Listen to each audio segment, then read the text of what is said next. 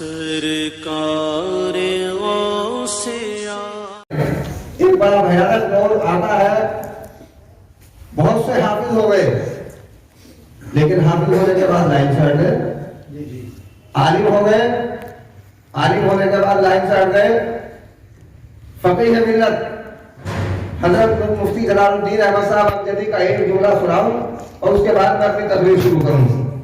مولانا انتصاب الحسن، مولانا سمیر صاحب یہ نوجوان عالم بھی پڑھ رہے ہیں، مفتی جلال الدین صاحب ابجدی فتاوی فضائل رسول کے مصنف بہت بڑے عالم گزرے ہیں۔ مفتی جلال الدین صاحب ابجدی سے کسی نے یہ پوچھا، سرکار یہ بتائیے ہمارے دور میں بہت سے علماء ہیں، حفظ تو کر لیا، پڑھانا چھوڑ دیا، عالم تو ہو گئے، پڑھانا چھوڑ دیا، کاروبار میں لگ گئے، بزنس میں لگ گئے، ان کے بارے میں کیا خیال ہے؟ بالکل سنہری حروف سے لکھنے کے قابل ہے، میں تو کہتا ہوں کہ سونے کے پانی سے لکھنے کے قابل ہے۔ مولانا حاسب صاحب بھی آگے ان کے سامنے سناؤں۔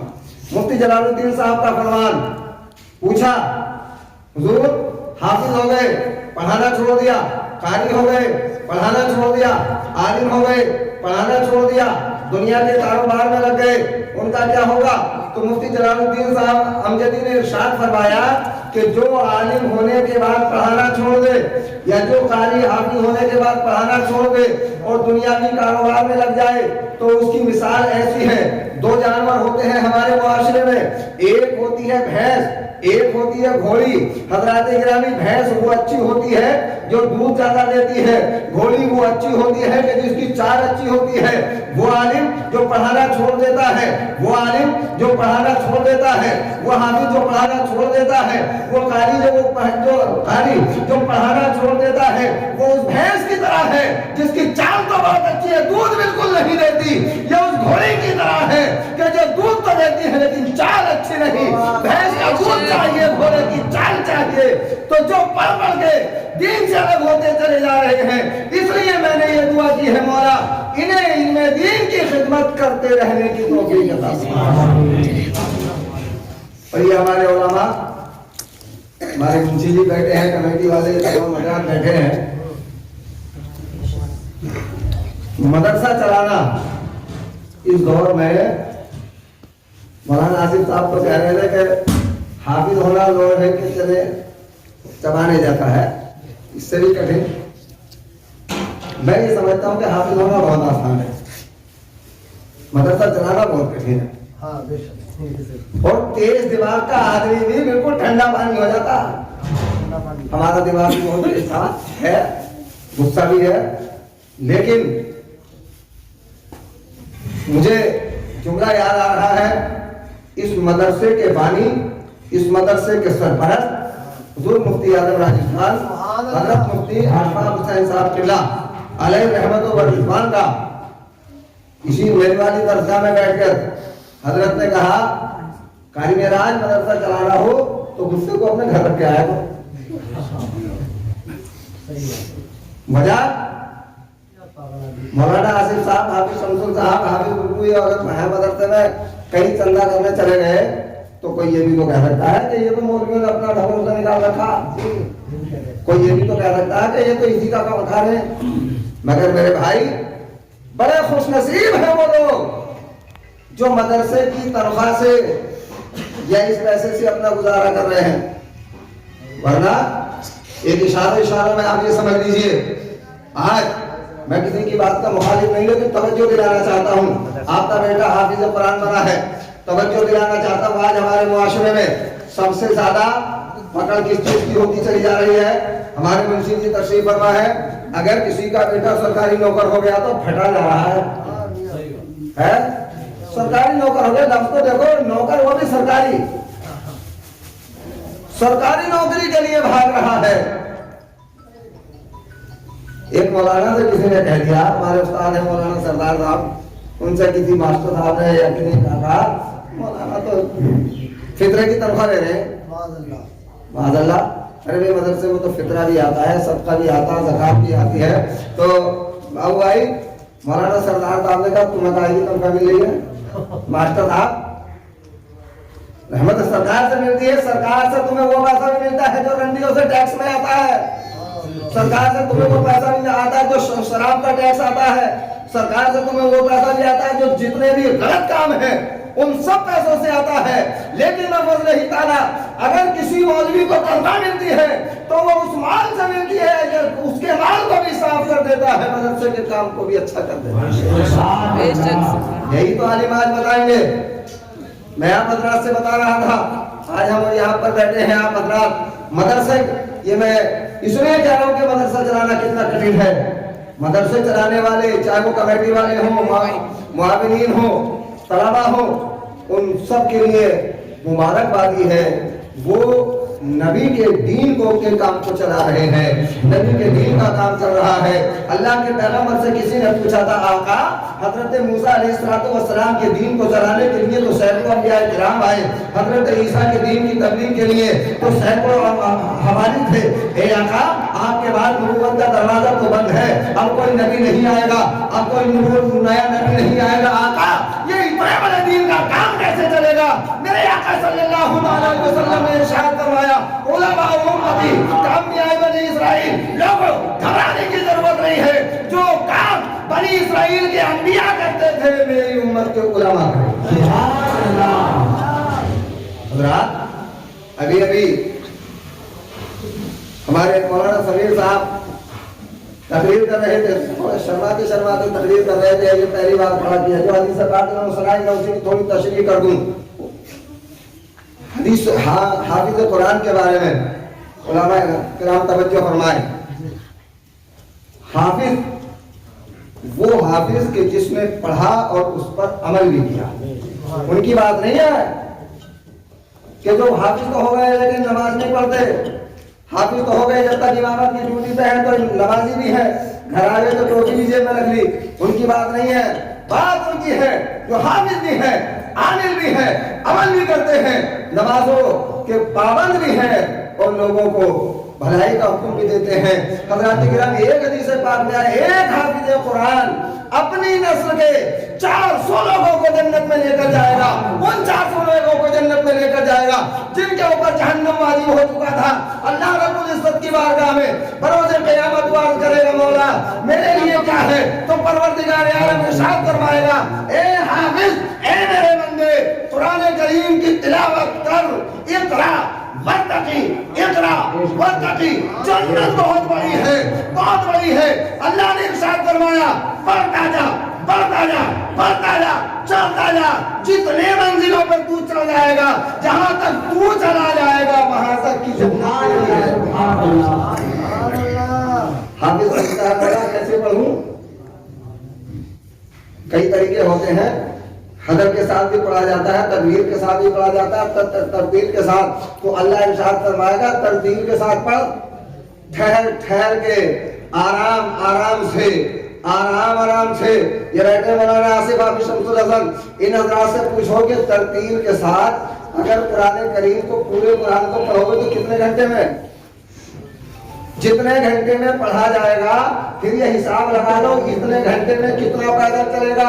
اتنے گھنٹے میں جہاں تک چلا جائے گا اتنی جنت کا وہ مالک ہے. اب وہ اس میں 400 کو بسا لے, 300 کو بسا لے, 200 کو بسا لے.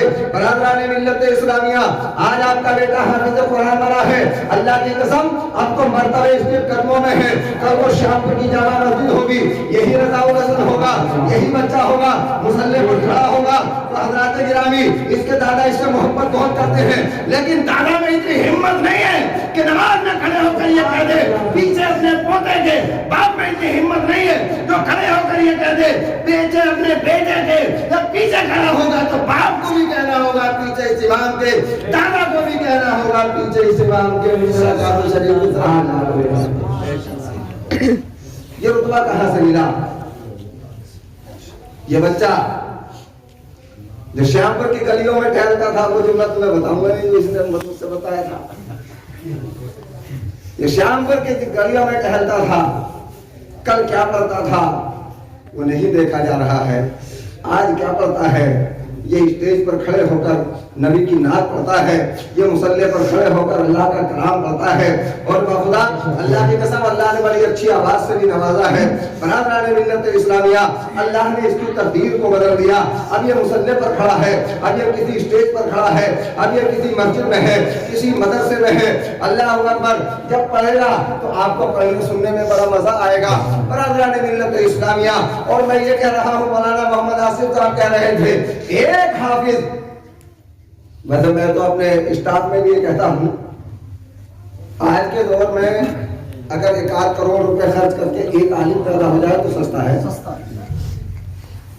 جو بچہ کانوینٹ اسکول میں پڑھتا ہے، انگلش میڈیم اسکول میں بچے کو ہائی اسکول تک آتے آتے آتے آتے وہ پیسے کے معاملے میں اپنے ماں باپ کے کپڑے اتار دیتا ہے۔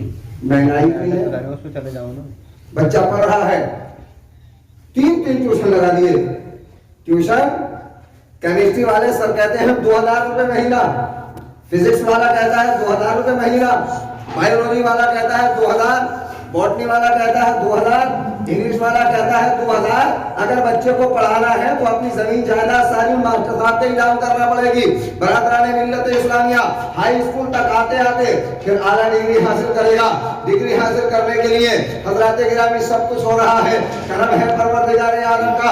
جب آپ کا بچہ کانوینٹ اسکول میں پڑھنے کے لیے جاتا ہے، آپ نے اس کے لیے گاڑی کا انتظام کیا، شیام پور کے اتنے لوگ بیٹھے ہیں، اور آپ کا ہر سال آپ کے یہاں کا کوئی نہ کوئی بچہ فارغ ہو رہا ہے، اگلے سال بھی بچہ فارغ ہے۔ ایمانداری سے بتائیں، نمبردار بتائیں، شیام پور کا کوئی اور آدمی بتائیں، کوئی سے بچے کے لیے گاڑی لگا کے دی گا؟ مدرسے میں پڑھنے والے کوئی سے بچے کے لیے گاڑی لگائی؟ نہیں لگائی۔ مگر تم نے نہیں کیا اس کا انتظام۔ اللہ کے پیغمبر جناب محمد رسول اللہ صلی اللہ علیہ وسلم ارشاد فرماتے ہیں، جو بچہ کانوینٹ اسکول میں پڑھا جاتا ہے اس کے لیے گاڑی ہے، اس کے لیے پیسہ ہے، سب کچھ ہے، اور وہ اپنی ساری کی ساری کتابوں کو بستے میں بھرنے کے بعد اپنی کمر پر پلے داروں کی طرح پلے داری کرتا پھر رہا ہے، اپنی کتابوں کو کمر پہ لادے لادے پھر رہا ہے۔ علماء بتائیں، علم کے رہنے کی جگہ کمر ہے یا دل ہے؟ سچ بتاؤ، فیصلہ کرتے ہیں۔ کتابوں کے رہنے کی جگہ کمر ہے یا دل ہے؟ تو جو تعلیم کتابوں کو کمر پہ لاد کے حاصل کی جاتی ہے وہ تعلیم پیچھے رہتی ہے۔ مدرسے میں جانے والا ایک بچہ قاعدہ بغدادی لے کر گھر سے چلا ہے، سینے سے لگا کر جا رہا ہے، یا اللہ میرے لیے سواری کا کوئی انتظام نہیں میرے مولا، تو پروردگار ارشاد فرماتا ہے، اے میرے بندے تو اپنے گھر سے چل، ہم تیرے قدموں کے نیچے اپنے فرشتوں کے پر بچھا دیں۔ تو فرشتوں کے پر اچھے ہیں یا یہ روڈ پہ چلنے والی گاڑی اچھی؟ فرشتوں کے پر بچھا دیتے ہیں۔ برادران ملت اسلامیہ، بچہ فرشتوں کے قدموں پر چلتا ہوا جا رہا ہے، استاد سے مار بھی کھا رہا ہے، سارے کام کر رہا ہے، لیکن حضرات گرامی اب ذرا آپ ایک بات اور سن لیں، میں ایک بات کی طرف آپ حضرات کی توجہ دلاؤں۔ آپ مدرسے کی مدد تو کرتے ہیں ماشاءاللہ، مدرسہ تو مدرسے ہی چلتا ہے، مگر علماء سے پوچھئے زکوٰۃ کے کیا معنی ہیں؟ آپ کے امام صاحب بیٹھے ہیں، حافظ محمد صاحب، ان کے استاد نظار صاحب آ رہے ہیں، یہ سب لوگ بیٹھے ہیں، ایمانداری سے بتاؤ، مولانا آصف صاحب بتائیے ذرا زکوٰۃ کے کیا معنی ہیں؟ زکوٰۃ کے معنی ہے میل۔ کیا ہے؟ آپ کا کپڑا گندا ہو، آپ جب اس کپڑے کو دھوئیں گے اس سے جو میل نکلے گا اسے زکوٰۃ کہتے ہیں۔ آپ کا مال پاک صاف، جس مال میں آپ کی محنت کے مال میں یتیموں کا، مسکینوں کا، کمزوروں کا، طالب علموں کا، غریبوں کا حق ملا ہوا تھا، جب تک آپ کے مال میں تھا آپ کا مال بھی پاک نہیں تھا۔ جب آپ نے اپنے مال کے اس میل کو، اپنے مال کی زکوٰۃ کو نکال دیا، وہ مال آپ کا بھی پاک ہو گیا۔ ایمانداری سے بتاؤ میرے بھائیوں، تم نے مدرسوں کو کیا دیا؟ کوئی کیا لگتا میں نے اپنے پیسے دیا؟ نہیں، اپنا کسی نے نہیں دیا۔ مولا تو ارشاد فرماتا ہے وَمِمَّا رَزَقْنَاهُمْ يُنْفِقُونَ، جو ہم دیتے ہیں جو ہم دیتے ہیں اس میں سے خرچ کر رہے ہیں. بہرحال آپ نے اپنے مال سے زکات ادا کی, آپ نے اپنے مال کا میل مدرسے میں دیا, مدرسے نے اس مال کو تپا تپا کر, آج دکھا دکھا کر, کندر بنا کر, سونا بنا کر, ہیرا بنا کر, جواہر بنا کر, میں تو کہتا ہوں نہ سونے سے مثال ہے نہ جواہر سے مثال ہے, کسی چیز سے کوئی مثال ہی نہیں ہے. آپ نے اسی پیسے سے مدرسے میں تک تک کر مدرسے نے آپ کو امام دے دیا, حافظ قرآن دے دیا, عالم دین دے دیا. میرے بھائیوں, آج جو دور دیکھ رہے ہو, کون سی چیز ہے جو تمہارے ایمان کو بچائے ہوئے ہے؟ کون سی ذات ہے جو مسلمانوں کے ایمان کی حفاظت کر رہی ہے؟ یہی مدرسے ہیں, یہی دین کے قلعے ہیں, یہی مساجد ہیں, یہی دین کے قلعے ہیں. اور ایمانداری سے بتاؤ, قلعہ کتنا ہی بڑا ہو, جب تک اس قلعے میں کوئی قلعے دار نہ ہوگا تو قلعہ کسی کام کا. اس قلعے کی حفاظت کرنے کے